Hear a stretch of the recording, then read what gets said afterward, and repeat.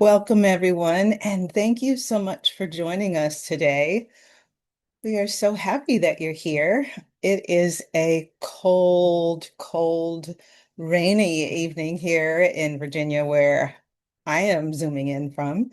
In the chat, let us know where you're joining us from, and let us know what the weather is. Is it cold or rainy where you are? Is it warm? If it's warm, please let me know because that will make me warm by association. Well, we've got people joining us. You know the routine. Go on and introduce yourself and let us know where you're zooming in from. Got about 4,500 people registered for the call, and people are still joining us. So we want to give a chance for everybody to join us. And we'll get started in about 30 seconds.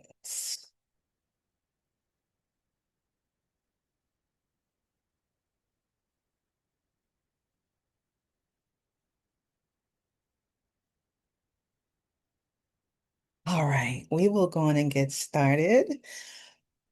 My name is Kimberly, as I told you earlier. And again, we are so glad that you've joined us for the final session in our Solidarity in Action series, Resilience for Sustainable Activism.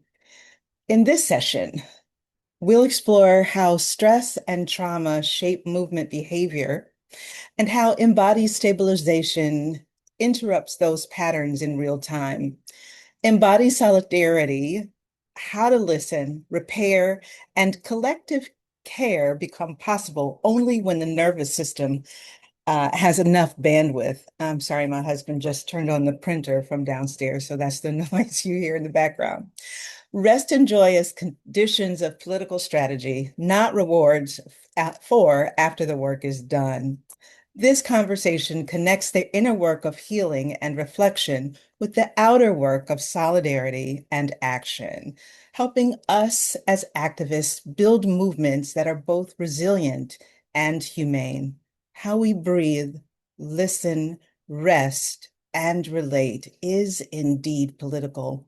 Now, whether you're a longtime organizer, new to activism, or simply seeking to live your values more fully, this session will offer inspiration and embodied tools to help you put solidarity into action every day. Next slide. So, as normal, a few housekeeping pointers before we get started. We are, as you know, recording this call. It will be on our YouTube page on the Solidarity in Action playlist. On Indivisible's official YouTube page, you can find the recording there tomorrow and in the follow-up email that we will send. Uh, we will also be emailing you. Any links that our speaker shares with you during the call today. Captions are available if you should need captions to help you better access the call this evening. Simply click the CC at the bottom of the screen, and you'll be able to access the closed captions. Now, for the call today, as usual, we're going to ask you to use the Q&A function if you would like questions directed to our speaker. The chat will be very busy, and the team in the back will not be able to respond to your questions. So if you have questions that you would like to direct to our speaker, please use the Q&A function, and she'll be reminding you of this when she joins us. And use the upvote question if someone happens to ask a question that resonates with you. Same routine as usual. You may use the chat for conversations with each other. And as always, the chat is a space for supportive conversation. Next slide. Our agenda for this evening, hope you feel welcome. We just want to give you a little bit of updates about the Solidarity in Action Speaker Series. We have good news. We're very happy to say that we will be having the Solidarity and Action Fund will mutual aid fund will be re launching again in early 2026. So, for any of you that had applications for mutual aid projects that were not funded or not funded yet in 2025, we will be getting additional funds for 2026. So, stay tuned for more information about that. And at the end of this call, we will be having, as usual, a participant survey. And now I have the distinct pleasure of introducing our speaker for tonight, uh, In Kim Indefo. I am incredibly excited to have En Kim joining us this evening. En Kim is the founder of Lumos Transforms and the creator of something I am very familiar with, the Resilience Toolkit. It is a model that fosters embodied self-awareness, supports stabilization from the impacts of personal and collective trauma, and nurtures adaptive capacity in the face of the stress that we're all experiencing right now. Within an ecologically sensitive and social justice oriented framework, she brings extensive experience as a clinician and educator and researcher and community strategist to innovative programs that address trauma and inequity, build resilience, and catalyze liberatory change for individuals and organizations across the US and globally. NKIM is especially committed to working in solidarity with people most impacted by violence and marginalization. And Kim has lent her expertise in the embodied trauma informed and resilience oriented approach, embodied anti-oppression, and healing justice to a wide range of projects. She led a multi-year embodied anti-racism initiative for the Los Angeles County Department of Health Services. Currently, she leads an embodied resilience capacity building program for rights organizations across the UK. She also directs a number of educational programs, including the Embody Labs Embodied Activism program and Lumos Transforms Resilience Toolkit Facilitator Certification program. Join me in welcoming Nkem Indefo. Thank you so much, Kimberly. I'm really excited to be here with folks. Um, just a quick visual description. I am a light-skinned black femme. I have some chunky brown rose glasses, a short afro, some cowrie shell earrings, and wearing a cream top sitting in front of an orange wall. And that's just if anybody here is low vision or blind. Um, Again, I'm really excited to be here. And actually want to start with something a little bit different, something I don't usually do. I have a short poll, two questions, and I'm going to pop the link in the chat and invite you to fill this out. And we're going to do it again at the end, and let's see what we get. I'm going to put the link in right now.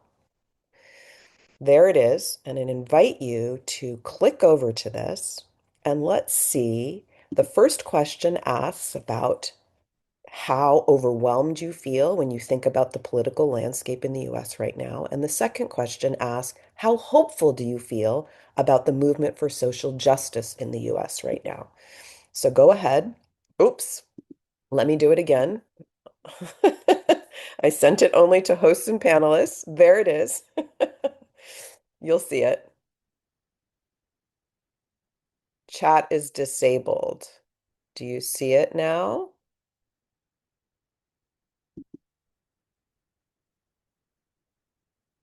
People are seeing it. Okay, I'm getting thumbs up. All right. Let's see what's happening over there in this thing. Let's see. And we're just getting just like a little temperature check about how folks are feeling. So I'm going to go ahead and do a little screen share and let's just get a vibe for what folks are dealing with right now. And we're going to run this again at the end. So, and I know someone asked about how many people are here, and I think we have about 1,300 folks here right now. So, in terms of overwhelm,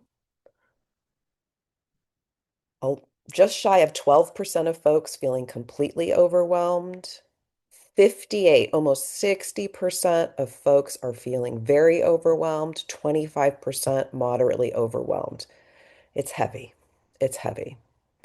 And when we think about hopefulness, right, about social movements, that will just stay pinned right there. It will not because y'all are popping in your answers. But we can see about 40% are, no, it's going to do it there. It's not going to stay. 40% are moderately hopeful and 30% slightly hopeful. So not a whole lot of hope. 18% very hopeful. So I'm going to stop the share and y'all can continue answering if you haven't answered yet. And we're going to take these questions again at the end and see if there's any change. Um, I want to say, as a little bit of a preface, that I'm coming to you after 5 weeks out of the United States. I spent 4 weeks in the UK working with rights organizations, activists, from informal mutual aid collectives to formal sort of NGO nonprofits. And I came from a week with Pan-African feminists, organizers, people organizing in Sudan and Tanzania and Mozambique. So I really come with like a lot of passion from having been connected to folks outside of the country in a struggle for liberation. And at the same time, seeing how many folks are struggling against ascendant, not just what we have here, but the far right, anti-rights, that's fascism that is institutionalizing worldwide. And we are definitely feeling that here. And that those of us who are struggling for inclusion, for dignity, for justice, we are navigating huge amounts of stress and pressure.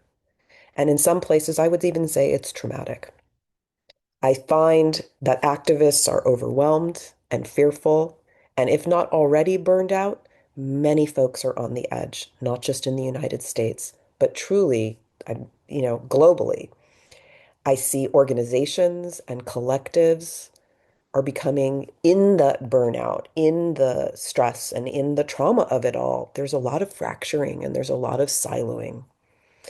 Um, And so I'm really happy to be with you here tonight to talk about what sustainable activism can be, not just as a framework, but also as some practical tools that we can apply in the work that we're doing that is so critical to help us meet this moment in ways that aren't punishing to ourselves at the same time.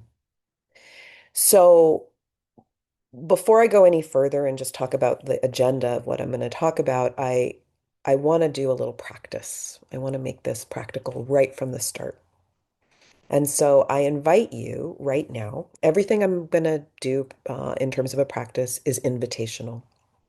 And I want to invite you to just take a moment, right? And turn your attention inwards and just notice in this exact moment, not even what was 2 minutes ago, or 3 or 5 or 10 minutes ago, but just right now, how much stress you're carrying in this moment. How big or how heavy does it feel?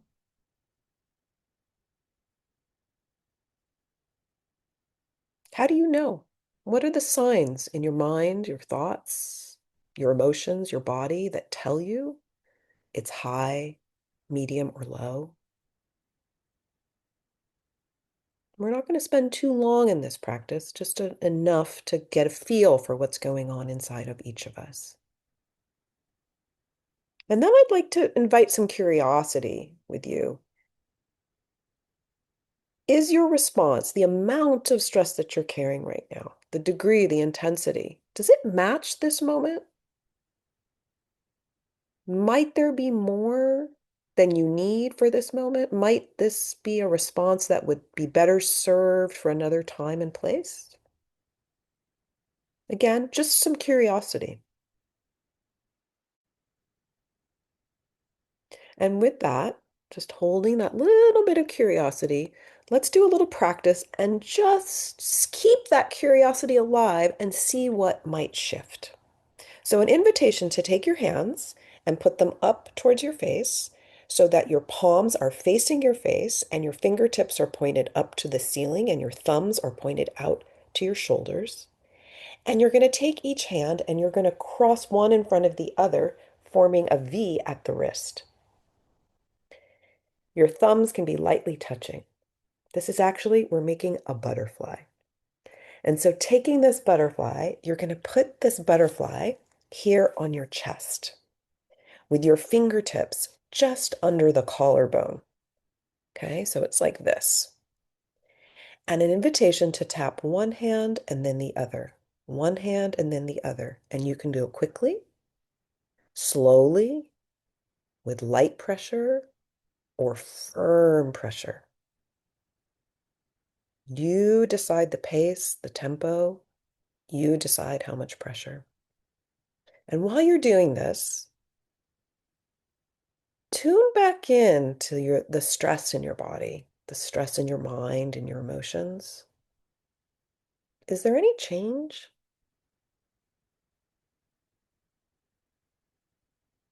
Is there, does your breath deepen? Does your mind slow? Do you feel your muscles relax? If it doesn't feel good, please stop. Don't keep going. But if you're feeling a shift, really try to pay attention to what that shift is. Like I just felt almost like my body felt longer and I could feel my legs extend and I became aware I have feet. I'm not just a little talking head, right? I feel more of my breadth and my length. And I'm more aware. I can hear some bird song outside and some cars passing by. I'm more aware of this moment. So an invitation right now um, is to, I'm just opening the chat for a sec, is to pop in the chat, what did you notice shift inside of you when you did that practice? What did you notice shift inside of you when you did that practice? More grounded, focused, calming, my breath slowed down. Ah, a deep sigh of relief, distraction from tension. So some of you sounds like you felt just like I did, some settling, right?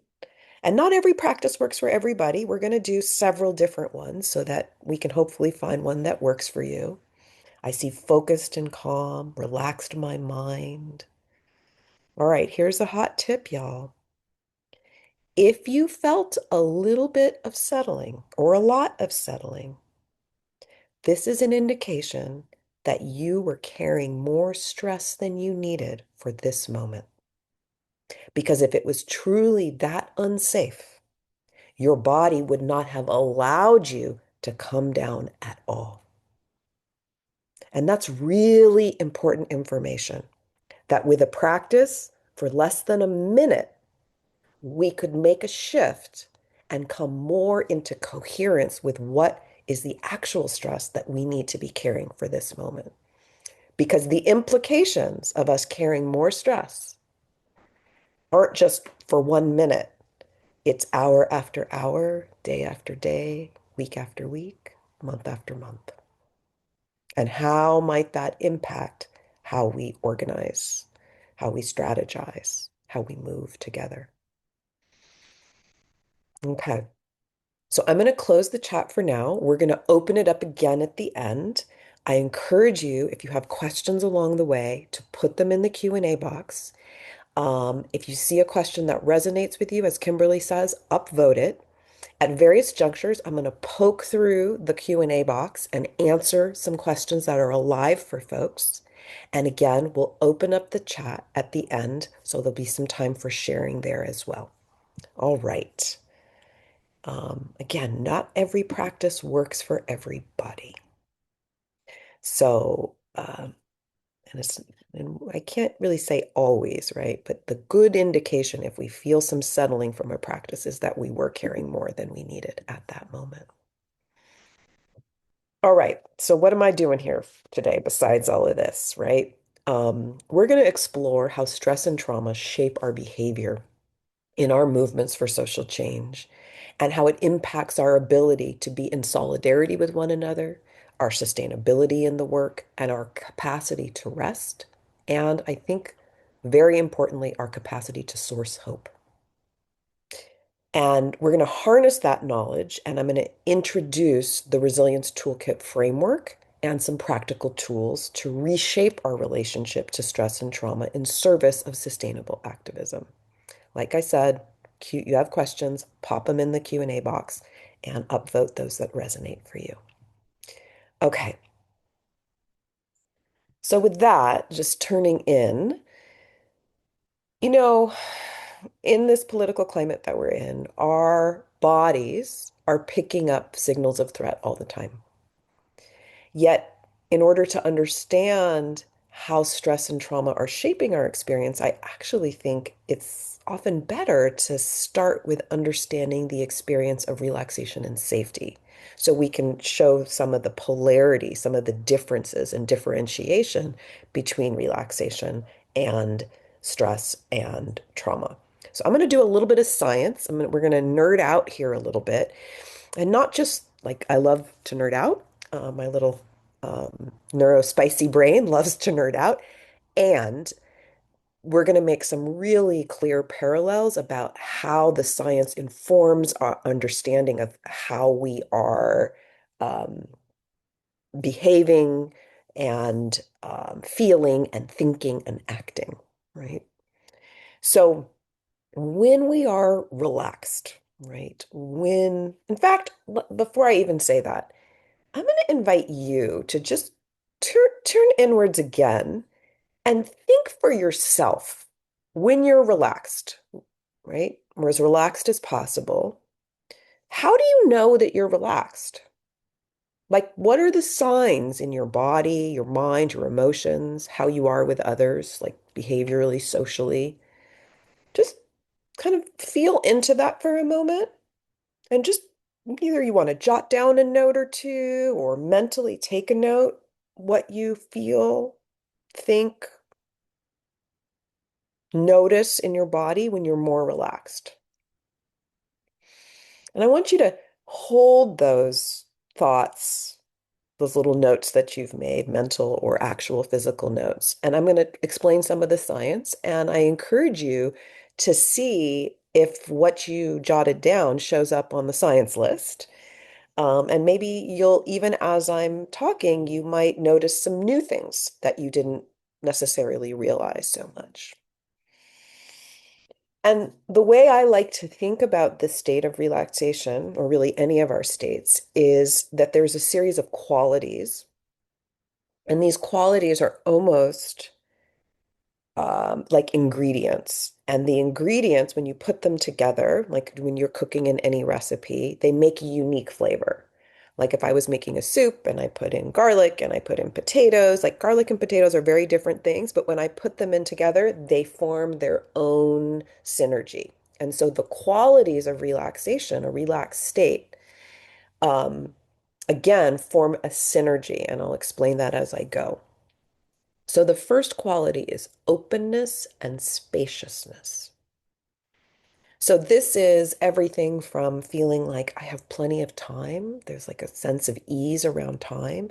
Physical posture, it's not this, it's open, right? But another thing, it's not just that we're physically open, we're also mentally open. We're open to new ideas. We're open to learning. We're open to the unknown, ambiguity. There's just a sense of, right, like openness and spaciousness, mind and body and heart too. There's like an, right? And with that, there's a quality of flexibleness or flexibility. Like if we put that into the soup, So it's not just that my body's flexible, my mind is flexible. Flexible and creative problem solving lives in this when we're more relaxed. There's the sense of spaciousness in my mind means like there's a blue sky. There's all kinds of possibilities. And with that space, I feel creative with different solutions that I can pull from or reach towards. And all of this is mixed with a sense of ease and harmony, right? Our body systems are working fluidly and functioning well, right? Um, there's ease in, even in the problem solving, there's ease and almost even joy in here, right? Joy lives here. And there's a big and strong theme of connection. When we feel relaxed, we are connected to ourselves. We can feel our bodies. We can feel our emotions and we can know what our thoughts are. There's clarity of mind. And we're not just connected to ourselves, we're connected to other people. Remember, we're mammals. We're not reptiles. We're mammals. We're meant to be interdependent. And when we're relaxed, we are connected to others in an easeful way of compassion and curiosity. A lot of curiosity here. See that openness? There's a lot of care in the connection. This connection is supported by our biology, the tone of our voice, the expression in our face when our eyes smile. We have it, even our hearing. When we are relaxed, our body is better able to hear the range of the human voice. We hear each other better. And we're curious and want to listen. We're connected in this state when we're relaxed to the more than human, to nature, right? In a sense of interdependence. We're connected to spirit, to purpose. We're connected to the future. Hope and optimism live here. We're connected to our power. We have a sense that we can make impact in the world. That's also hopeful. We feel alive and vital, but it's not caffeinated, it's calm aliveness. Sounds nice, huh? And we can restore. There's a sense of we can go to sleep. We sleep well. We wake refreshed. Like this, right? It sounds so nice. And you might even be feeling some of these things as I describe them. And you might be, we're seeing, yeah, I had that on my list and I had that on my list. Or you might be feeling sadness that you haven't felt like this in a really long time, maybe even ever. All of those responses are normal.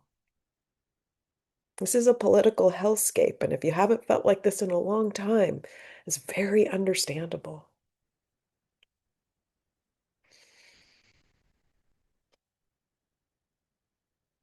We're not meant, as lovely as that sounds, we're not meant to be there all the time. Life happens even without authoritarian regimes. Um, Life happens. There could be a fire, there could be an accident, and you need to respond. And our bodies are built to respond, right? That's what stress is in a way. It's our body's response. We kick out adrenaline, right? So now, I just like I asked you at the beginning there to imagine or remember or note feelings, thoughts when you're relaxed. What about when you're stressed? What happens inside of you? What happens in your thoughts? What happens in your emotions, your body? How do you behave with other people when you're stressed? Just kind of reflect on that and maybe jot down mentally or actually on paper, jotting down two, three, maybe even four things that are indicators for you of stress.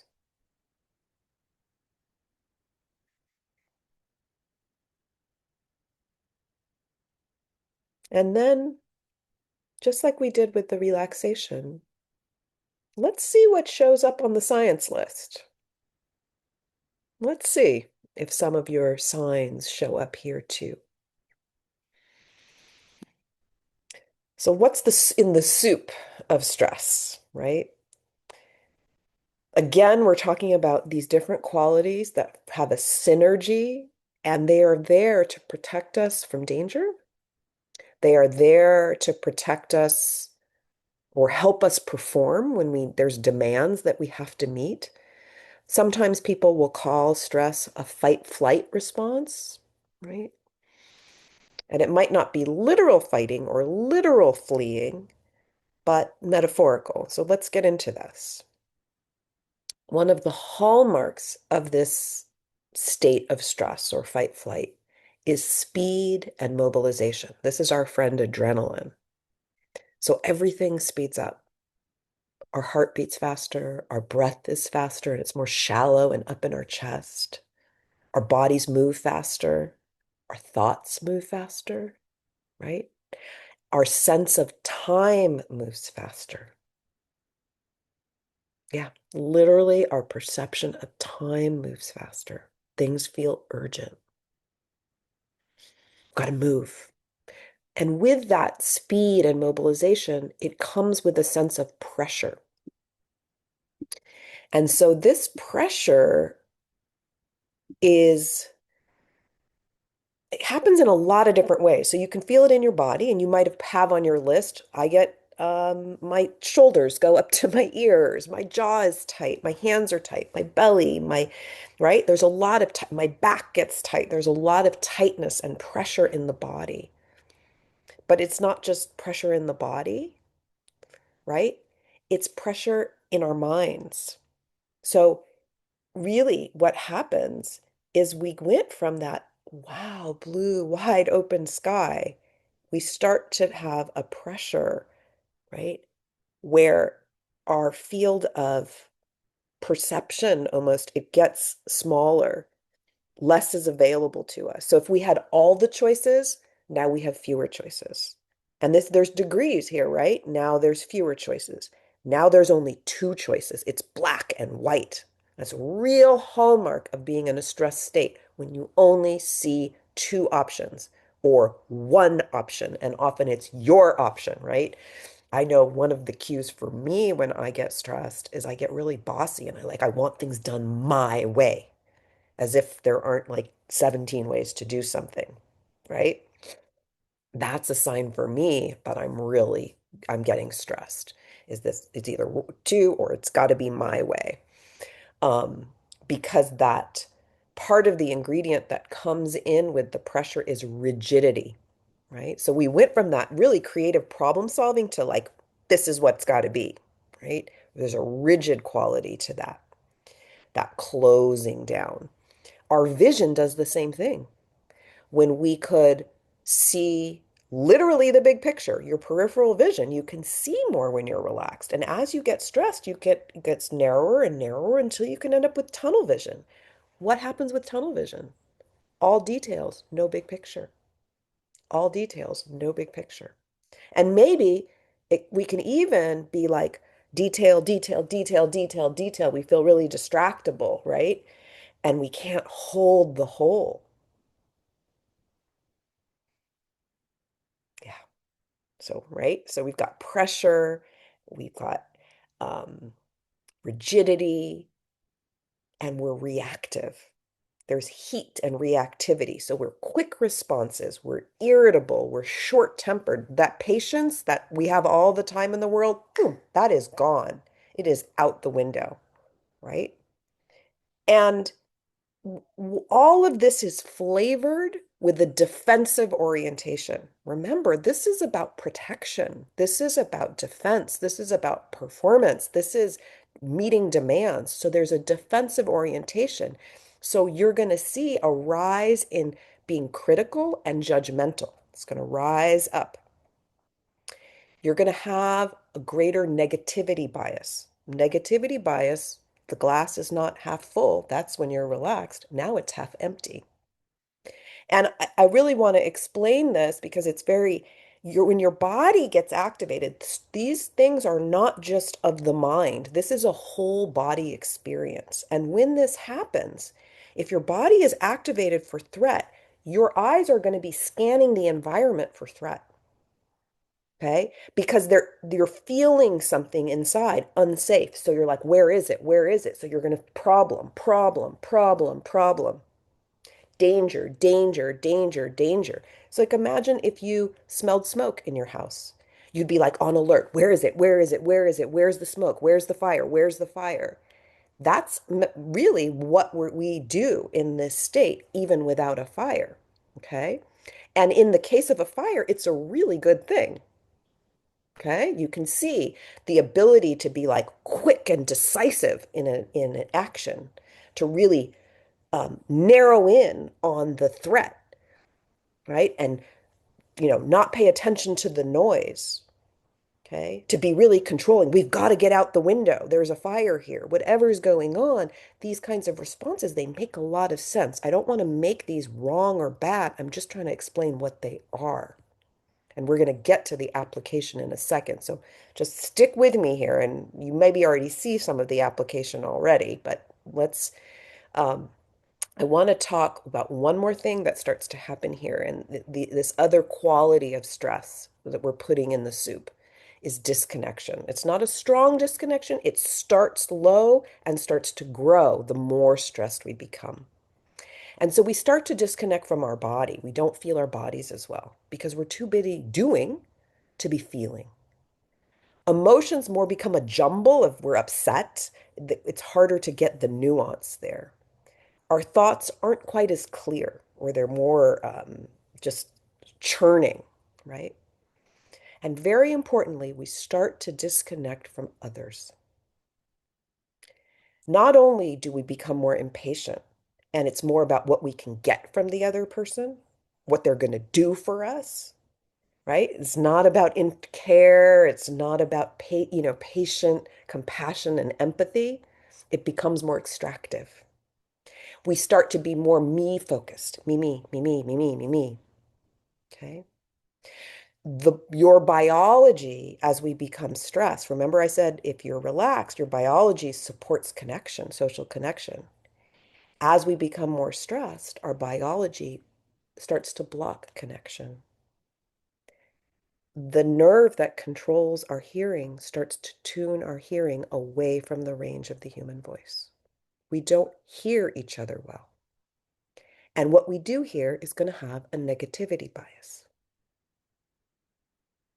Okay. Oof. There's a lot going on there. And I'm going to describe even one more thing here. Wasn't planning on it, but I feel like it's important. When we are relaxed, our whole mind, body, mind has a sense that there's enough. Like there's enough time, there's enoughness. And it means like it's easier to have empathy for people that are different than you. It's easier to reach across divides because we can see the big picture and we're connected, that interconnected mammalness is alive. But as we become stressed, we start to narrow. And now it's just people who are like me. Now it's just my family. Now it's just me. The literal biology is supporting tribalism, it's supporting division, social division. Right, right, right. Okay.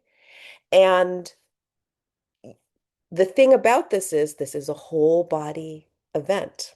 So just deciding to change your mind doesn't mean necessarily your body's going to change. Right? This is what's happening. This is what happens to us. Okay. So I want to put a big, big underline here. When this response is coherent to the present moment, it is adaptive. I'm going to say that again. I'm going to say it in different words. When basically this response matches the moment in the degree of strength, it is adaptive, it is useful, it is helpful, and even can be life-saving. Okay. So, where in social movement is this fight flight response adaptive? And so, actually, I'm going to just say like fight can sometimes be fix, command, direct. It's not necessarily like this kind of fight. Fight energy can be, it just has like a lot of strength and push to it. And there's so many places that fight energy is needed. Strategic litigation, reviewing and critiquing policies, mobilizing for a march or a street action, ICE patrol, community self-defense. This is the response you need to be in, okay? This is how we make change, right? Especially in a world that is increasingly exclusionary, unjust, and more fascist. We need to, what do we say? We're fighting, right? We're fighting, we're struggling. We use this fight energy language. We need it. And, okay, so I'm asking a little stretch, right? And there are problems if this response is too strong, stronger than is needed for the situation. Too much is always too much. That's the definition, too much. It's a problem if this is lasting too long. The situation is over and you can't turn it off, right? The implications for over responding, especially if this is chronic, are really far reaching. And I want to point out a few. It's like, it's not just our physical bodies, right? Like high blood pressure, high blood sugar, headaches, right? Insomnia, right? We can't rest. We have problems falling asleep. We have problems staying asleep. We wake up and we feel exhausted. That's not helping anybody. Emotionally, we're anxious. Maybe we're having panic attacks, right? We might withdraw. That's flight. Flight is not just actually running away, it's like just slowly slinking away, disengaging, right? We can have false urgency. We can be judgmental, not just of policy, but our comrades, our people, right? Our co-conspirators. We become judgmental of each other. We become defensive with one another. We don't know how to turn it off. And this negatively impacts our collectives, right? It creates relational conflict. There's a lot of strife and rupture, and it really actively undermines our strategic impact. What happens when we have tunnel vision and we lose the big picture? What happens when we have rigid thought patterns and we're not creative in our solutions? When we become pessimistic, there's that negativity bias.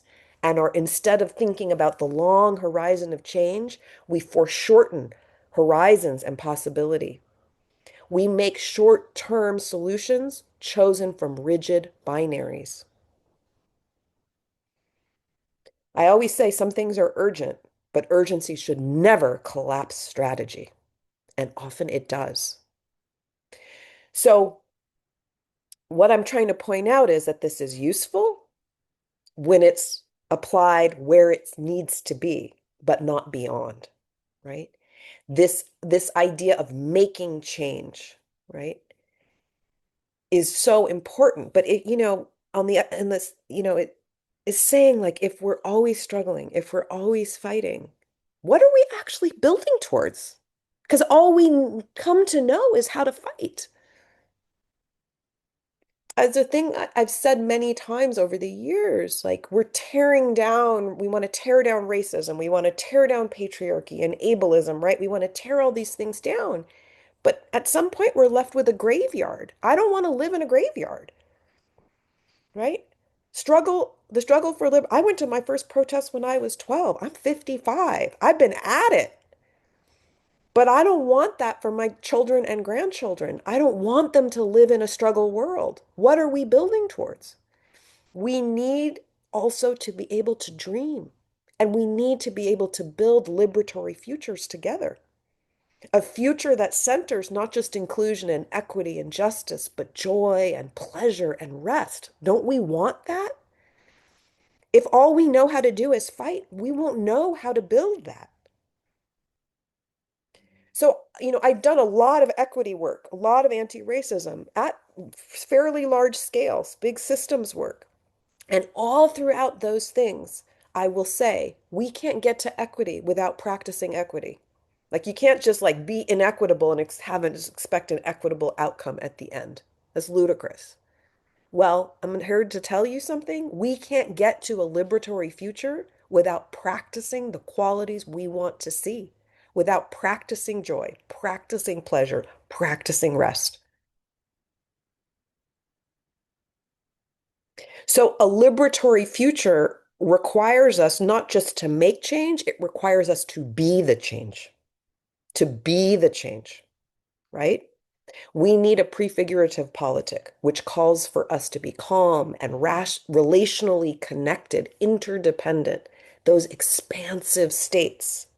I'm going back to that idea of that relaxed state. And this isn't an either or. I'm not building a binary here. We need both. We need to be able to make the change, fight, flight, do it. We need to be able to be the change, both. We need wisdom to discern when to be in which, and we need skills to be able to shift from one to the other.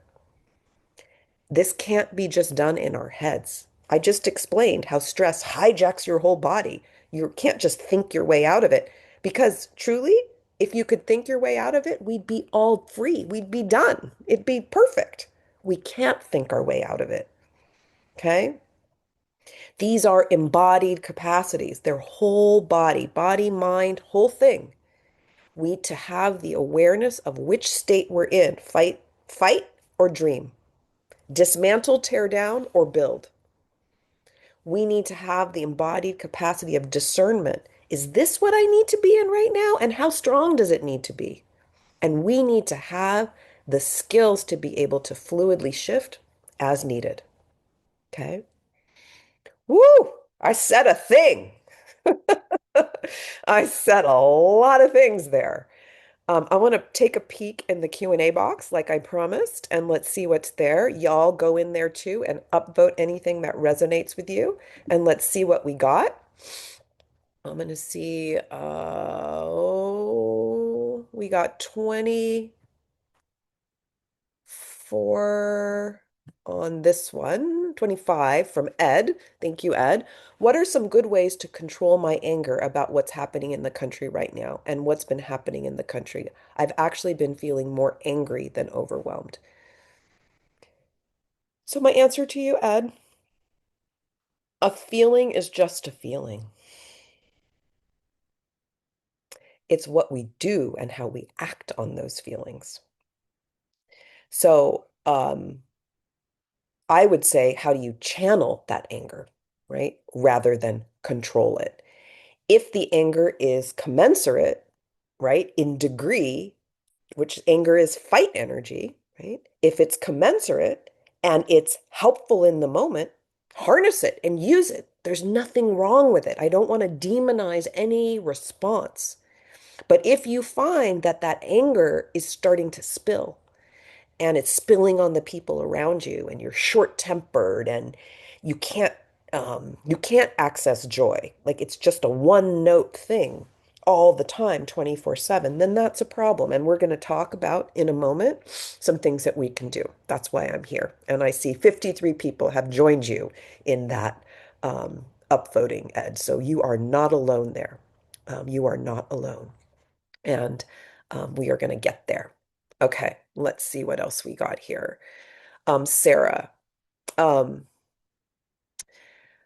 28 people here for you. Great practice with the butterfly. I was sending out this training to a whole bunch of activists yesterday and today. Everyone who replied said, "Oh my God, I need to go to this." The only group that didn't was a group called the Butterfly Effect that makes colorful, amazing butterfly-based protest art.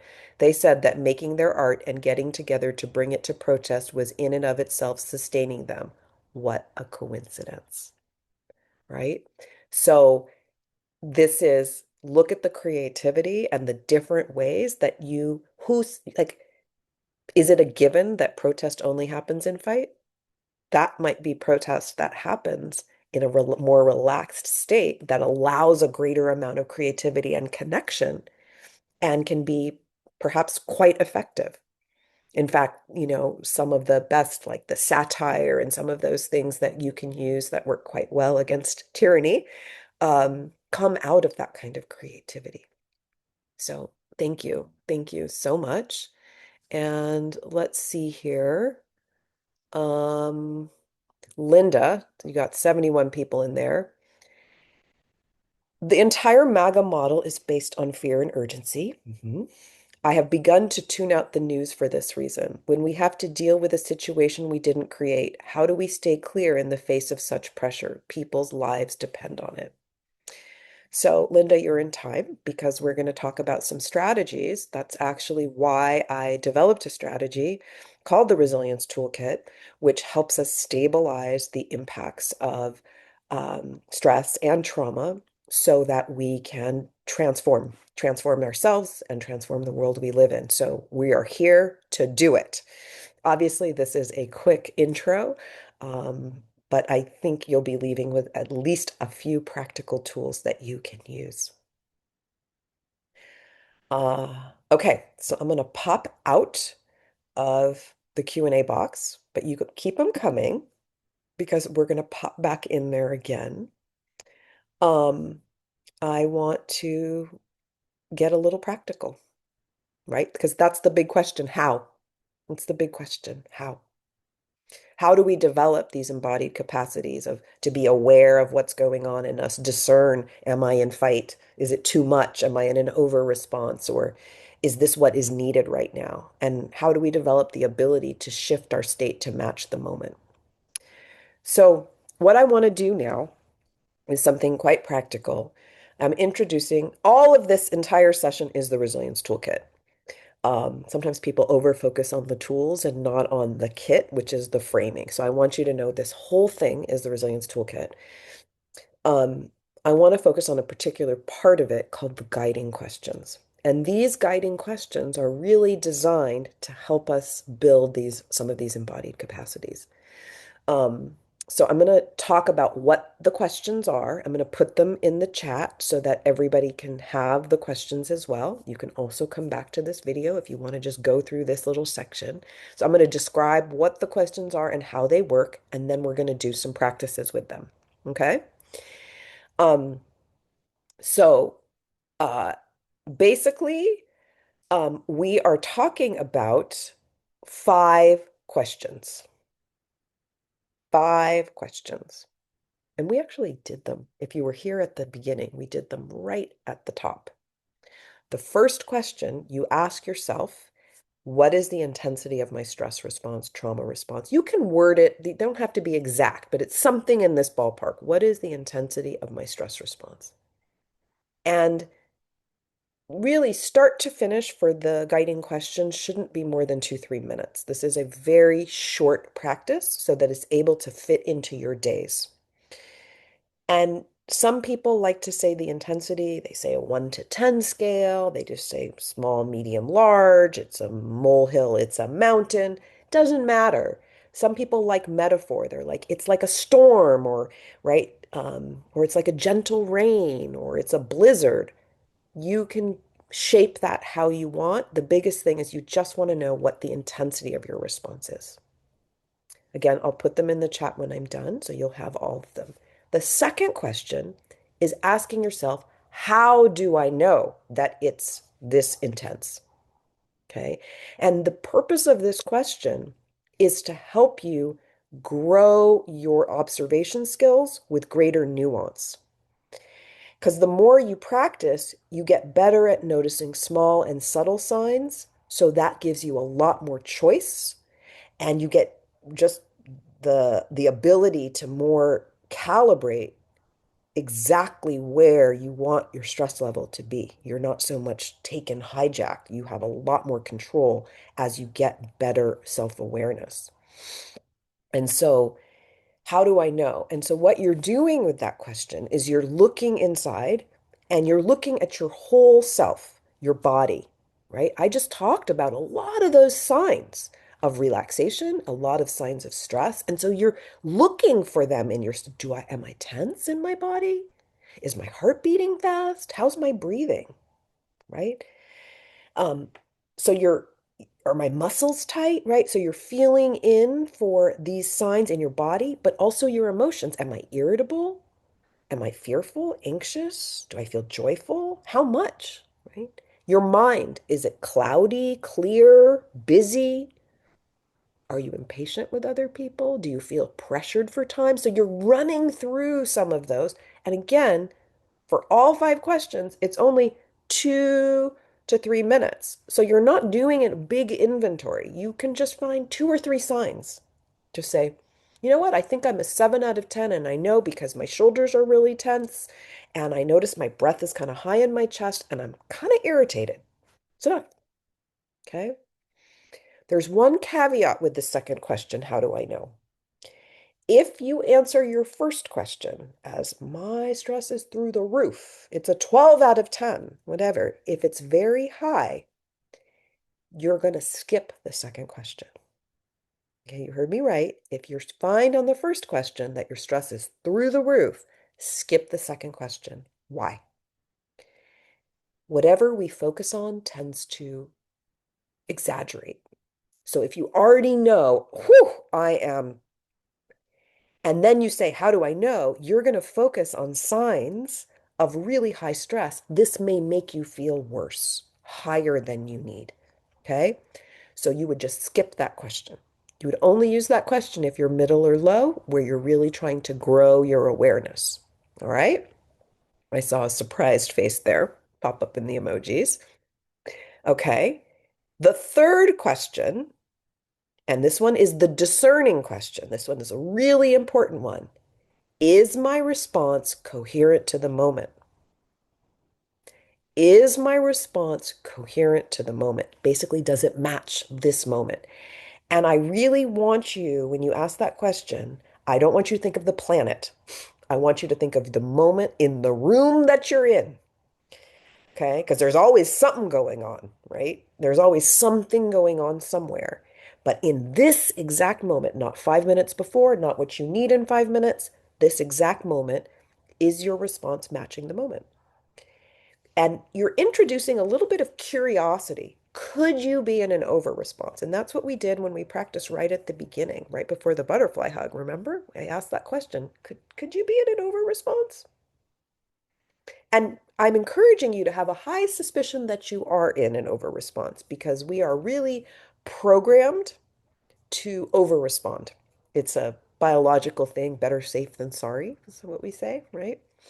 So there's a high likelihood you could be in a 5% over response or a 50% over response, but most of the time we are. And it's still an important question to ask because we want you to get better at that estimation. All right. Fourth question. If my response is not matching the moment, it's not coherent, what practice can I do to settle any disproportionality? Okay. Truthfully, you can do any practice as long as it's short. We want these to be no more than 2 minute practices. You hear me again, no more than 2 minute practices. Hot tip, adrenaline in the body has a half-life of 1 to 2 minutes. These practices you don't need 5 minutes or 10 or 15 or 20. 2 minutes or less is fine to downshift on an adrenaline burst. Okay? So um, we did that butterfly hug. So if you like that butterfly hug, that could be your practice that you choose. When I run through this with you in a moment, we are going to do some other practices to add to the choices, but you might have something else you love to do. Again, but something short. Okay. The fifth question is super important, y'all. The fifth question is, how do I know the practice successfully brought my response into coherence to the moment? How do I know the practice successfully brought my response to match this moment? Okay. Now you're looking at whatever you're doing, and I invited that, right? So when you were doing the butterfly hug, I said, notice what might be changing inside. And you're looking for signs of shifting. Maybe you're going into more of a relaxed state, so there's more spaciousness, Deeper breathing, slower breathing, muscles relax, mind starts to, right? All you start to notice some of those qualities happening. Then you're like, okay, we're moving in the right direction. Other signs that you might be relaxing is yawning. Yawning is a social signal of safety. It actually doesn't mean you're tired. It means you feel safer, and we yawn and we signal to those around us that it's safer. Okay. And as you start to relax, guess what? You go from disconnection to your body to more connection, and you say, the adrenaline starts to dissipate, and you go, oh, wow, I'm really tired, right? The yawning is, it's not tired and then we yawn.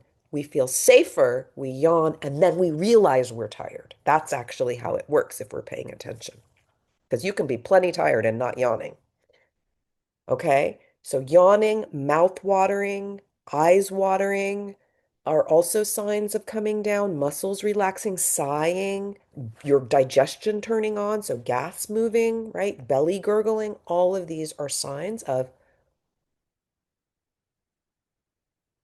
okay?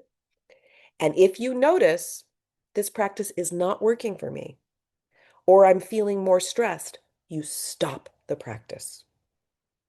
Stop the practice. This is not, okay, I'm just going to be really frank here, is that many of the mindfulness practices were taken from contemplative religious practices, particularly Buddhism. Buddhism is a religion. It's not for stress reduction. In fact, when you turn inwards and you meet yourself, it's actually highly stressful to find out what's inside, right?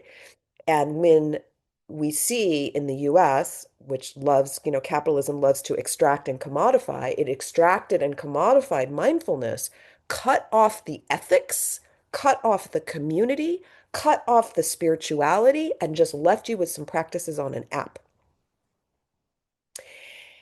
right? And the point of a religion is spiritual liberation, community service. There's a lot, but it's not stress reduction, okay? So many people are trying to use these practices in a Buddhist fashion for stress reduction and then wondering why it doesn't work. It's not what it was designed for. So this idea, oh, I'm uncomfortable sitting in meditation, I just need to sit longer. Well, if you're studying Buddhism, you're doing, yeah, then great. But if you're trying to do stress reduction, if it's not working for you, don't push it. That's not the point. It's like you don't need stress reduction in 2 months of practice. You actually need it now. And so we want in the Resilience Toolkit practices that are going to work for you now. Our rule of thumb, if it doesn't work in 30 seconds, throw it out and just do another one. Give it a 30-second try. If it doesn't work, go to the next one. Who cares? Okay? This isn't precious. Now, when you're paying attention to for looking for signs of settling or what we call down regulation, remember what I said? What you pay attention grows, right? It exaggerates. So if you're noticing signs of settling and you're paying attention, they're going to get bigger. So it actually works better when you pay attention. So in the Resilience Toolkit, we don't just do the practice, you don't just like mindlessly do the practice. You pay attention.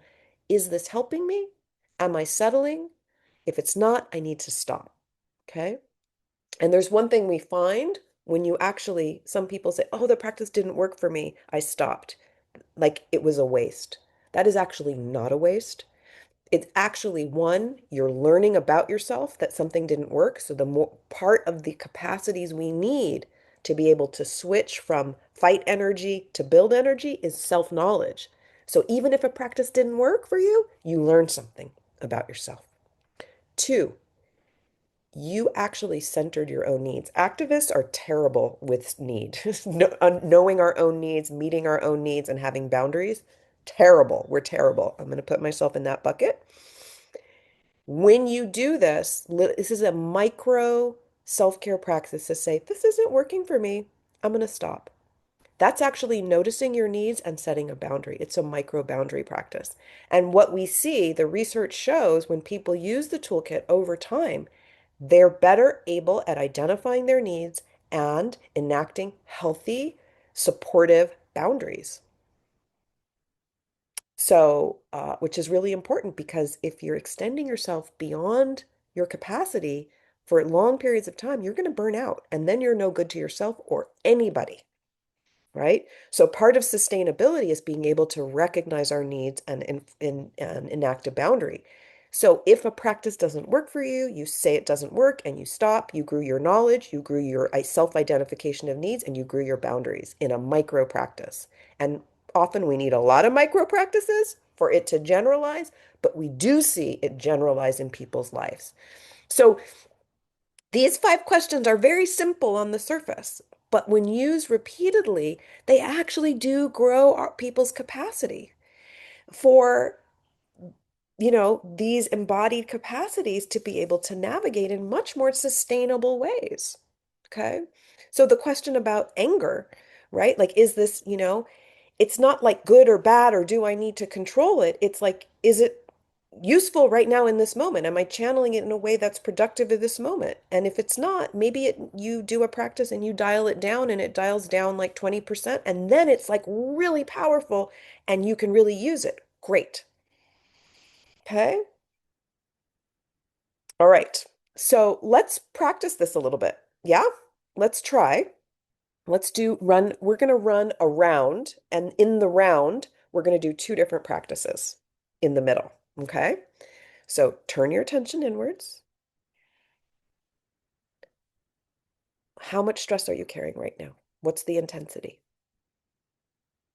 1 to 10, low, medium, high. Quick gestalt. If it's really high, you're skipping this question. If you're middle or low, you answer, how do I know? And you look for 1 or 2 signs. 1 or 2 signs. How do I know?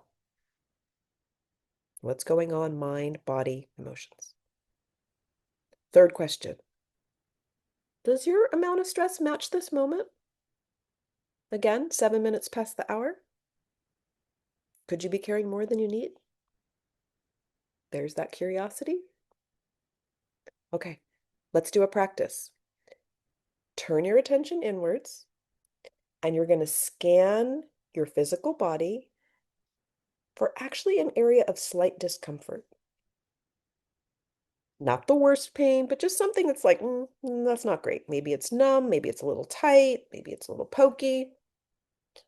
And let your attention linger there. And you're not trying to make this bad or wrong or try to make it go away. You're just with some compassionate attention, just focusing on it, noticing the quality of the sensation and how widely it spreads. And as you're noticing this, if you notice your stress is rising, what are you supposed to do? Stop, right? But if you're doing okay with this, tracking this sensation, this slight discomfort, how would you know you are doing okay? Do you feel some settling happening? Is there any shifting? Deeper breath, greater ease. Okay. Again, we don't spend long, no more than 2 minutes on a practice. That practice in itself, 30 seconds to determine if it's thumbs up or thumbs down. Let's try another practice here and see if you like this one better. This time, you're going to focus on your breathing. With the next exhale, extend the breath slightly, a slightly longer exhale than inhale. Still a relaxed and easy breath, just a slightly longer exhale than inhale.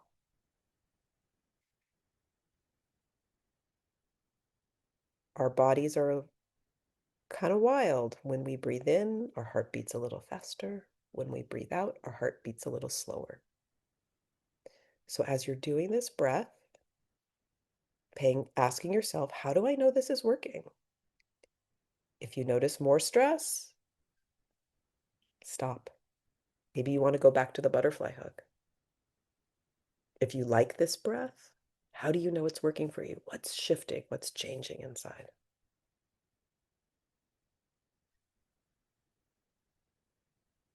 All right. So we did a few practices there. The guiding questions, I'm going to put them in the chat right now. They're pretty simple, but they are really powerful when we repeat them, repeat them, repeat them. Oh, it didn't keep my bullets, but they're there. They were there. What's the intensity? How do I know? And then you have the little note there. Is your response coherent to the moment? If it's not, or you have any doubt, what practice can you do? And how do you know the practice worked? Okay. So you might have learned something about your responses. I like that one. I don't like that one. You might have learned I was in an over response. The more we practice, the more we get better. When I first started practicing, I was always in an over response and a lot. Now I'm still almost always in an over response, but they're very small. Okay. My body has gotten better at not being in so overreactive. Okay. And what we find when people repeat this over and over is that not only is their self-awareness of their responses go up, they're better able to interrupt habitual defensive responses, better able to access internal safety, regardless of what's happening outside, identify their own needs, and enact supportive boundaries. Okay, I'm going to take a peek at questions here and see if we got another one. Um, let's see.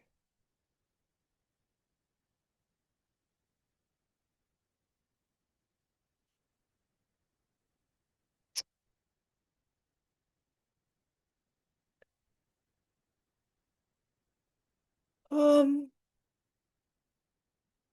Oh, I have been in these political wars for 50 years, and I'm just now getting the training I need as a soldier. I want to laugh, laugh, and scream. So I created what I needed. I come from several generations of activists, and I see what my family needed as well.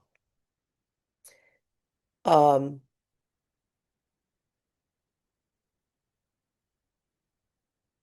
Let me just see here. Sheila is saying, what you are saying reminds me of my yoga instructor saying, just here, just now, just this moment. Your talk has been useful to me. It's very hard to not become overwhelmed with the constant shock and awe. I'm actually going to use that to talk about overwhelm a little bit. I'm not going to talk about it a lot, but I want it because overwhelm is different than stress. Overwhelm is different than stress. Let's talk about this. When running away, fighting, of whatever kind, metaphorically or literally, is not an option. When we become overwhelmed, when it's too much too fast, when they have flooded the zone, our bodies will actually freeze us for survival. And you might have heard of this fight, flight, freeze, right? It can happen in an instant, or it can be a slower, insidious onset. As I talk about this, if anything feels a little too spicy for you, you feel your own stress rising, you're starting to feel overwhelmed, move your body, butterfly hug. Use that longer exhale, right? Maybe have a sip of water, right? Move around a little. The freezing that happens is really our highest activation, right? And the qualities, there's it has some qualities that are very different than being relaxed or in that fight flight state. In freeze, the hallmark is disconnection and profound disconnection, right? Where we become disconnected from our bodies. We feel kind of numb and we feel maybe even in our minds disconnected, like a blank quality or a bit floaty. We become disconnected from others. We don't care. We become burned out. And I think probably one of the most important disconnections that happens here is we disconnect from our sense of personal power. We feel stuck, we feel powerless, and we disconnect from possibility. We feel hopeless. So if there are words of overwhelm, stuck, and hopeless, these are signs of freeze. Ultimately, when it gets strong enough, we shut down and we can collapse. And this can look very calm on the surface. But inside, it's very different than the calmness of being relaxed. When we're relaxed, we're spacious and connected and alive. Here, we feel shut down and numb and dead inside. But still, it can be very like calm and still on the surface. This state is not bad or wrong. It is life-saving. Just like fight flight, the only problem is if it's too strong or it's going on too long. But I want to say something that's a little hard to hear, but is really important to know. If we often resort or default to this state, the freeze state, as adults, okay, it often comes from childhood or other traumatic experiences when we were overwhelmed. It was too much, too fast, all of those things, and fighting or fleeing was not a viable option. And our body remembers that that freeze was a successful survival response. And our body makes the choice for us to return to that as an adult, even when the situation does not warrant such a strong response. And here's the truth, right? This is a state of hopelessness. It's a whole body mind experience. And we cannot think or talk your way out of it. Your body makes the decision for you here. But we can use body-based practices to come out of this and to reconnect to our sense of personal power and possibility. And as adults, it is actually very rare that we need freeze of, okay? And if you do need it, you usually don't need it for a prolonged period of time. So if as an adult you find yourself feeling stuck, feeling hopeless and powerless for any length of time, it is almost guaranteed to be something historical and not happening now. And this is really important because what it means is it's an over response. It's historical, not current. And that means that you can use practices to settle down and come into this moment. And it still may be a high fight flight response, but it's not a freeze response. And this is where using the resilience toolkit guiding questions and those practices is very useful. And I'm not being Pollyanna here, okay? I want to be very clear about the conditions with which we have used these practices, okay? We have used these practices with chaplains in New York hospitals at peak pandemic, when these chaplains were burying their colleagues 30 at a time. They literally said, God has forsaken us here.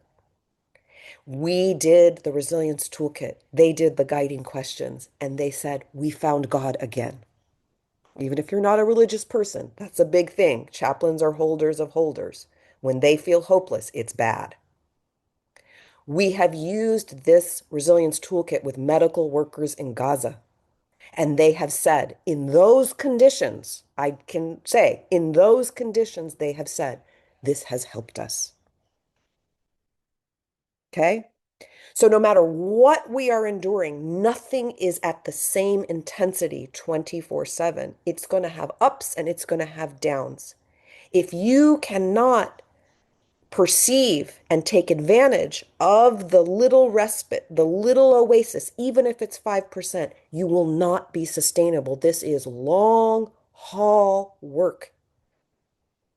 Justice is long, hard work, right? Uh, Getting free is long haul work. We have to be able to recognize when we are in over responses so we can settle those disproportionate responses and rest. Okay? It also, as soon as you come out of freeze, you will find the door goes from closed, there is no option, suddenly there's an option. Hope comes back when we come out of freeze. So if you're wondering, where do I source hope in these days? It's actually inside.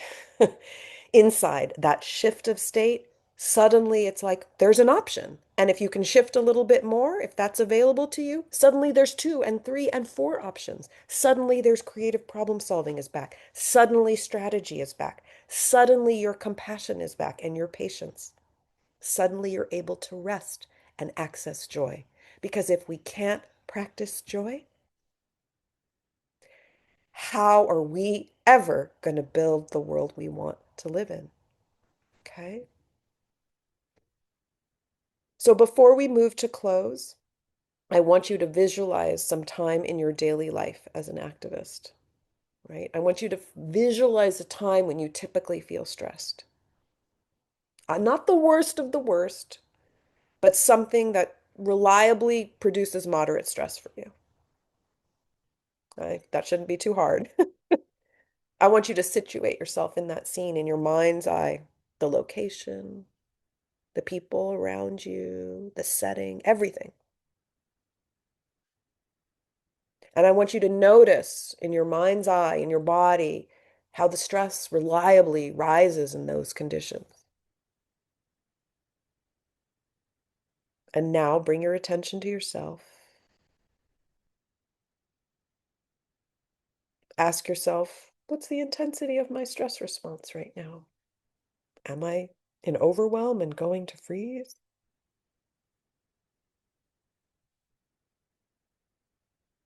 If it's more a fight flight, how do you know what's happening in your body? Is your breath getting shorter?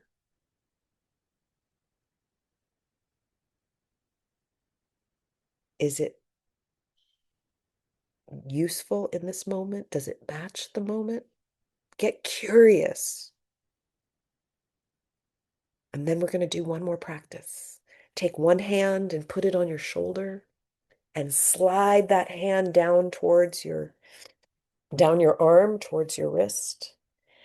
Hand on the opposite shoulder, slide down and repeat, alternating one and then the other. And maybe you like a light touch. Maybe you want to squeeze on the way down. The point is alternating. And then you're asking yourself that last guiding question. How do I know this practice is working for me? If it's not, stop. Go to the butterfly hug. Go to the settle, the breath. If it is working, how do you know? What's changing? Even if it's 5%, 5% is something.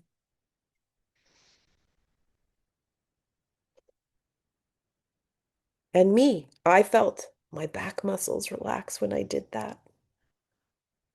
Right. What can we snatch in those little moments, right? What can we snatch in those little moments? So I'd like to right now return to those same poll questions that we started with. Those same poll questions. I'm going to put them in. We're going to do a new survey and let's see what this looks like. I'm putting it in the chat. Let's get in there and answer those same questions again. And let's see if anything has shifted in this 90 minutes we've been together. Let's see. Let's pop it in there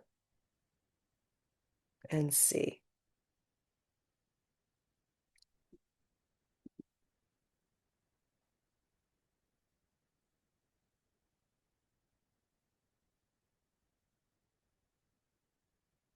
Let's give this a moment. I'm going to go ahead and do a screen share.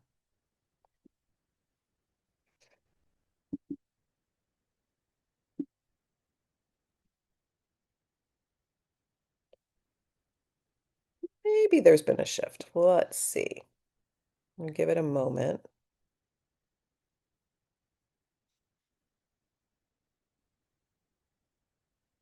while you're answering. All right, let's go ahead and peek over at last time. So we had 880 responses at the start of the session, right? And we had completely overwhelmed, almost 12%, 56%, very overwhelmed, and 27% moderately overwhelmed. How are we doing at the end? Oh, wow, y'all. Look at the difference. Slightly overwhelmed went up to 32%, right? So we saw a pretty big shift. Has anything changed in the Trump regime? Has anything changed in Gaza, Sudan? No. You were in an over response. Okay? This is showing us, and right now, you will sleep better tonight, which means you'll wake better tomorrow. Which means, what does that mean for your activism that day? And we didn't do that much. Okay? And so if we look at the second question about hope, okay? In the second question, we saw slightly hopeful was at 29%, moderately 43, and only 17 were very. And what do we get the second time?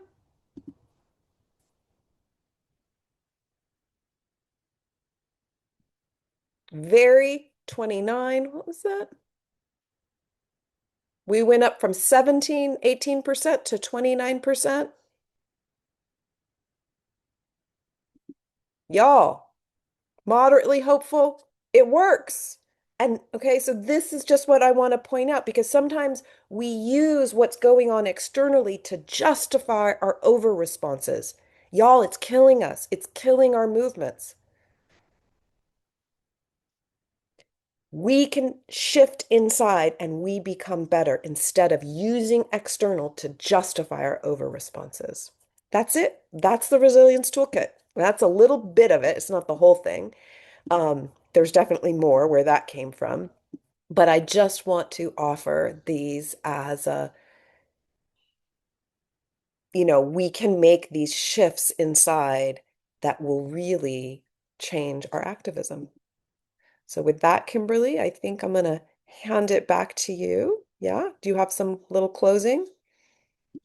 Yes, I do. Yeah, let's give NChem some love in the chat. And also NChem, can you share in the chat how people can reach you?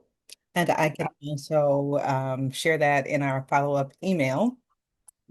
I want to thank you so much. This is so incredibly important for our movement. Sustainability is something that folks in the progressive ecosphere don't often talk about, but it is so, let me spotlight myself, but it is so incredibly important. And we just appreciate you being here with us.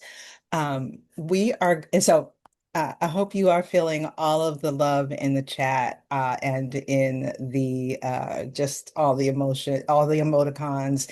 And we want to thank you so much. And we are certainly hoping that this is not the last time that you've joined us and want to thank you again. Got a couple of brief Pleasure. questions in the end, but we want to thank you again. Well, really, it's my pleasure. This is where my heart is. I firmly believe we get free together.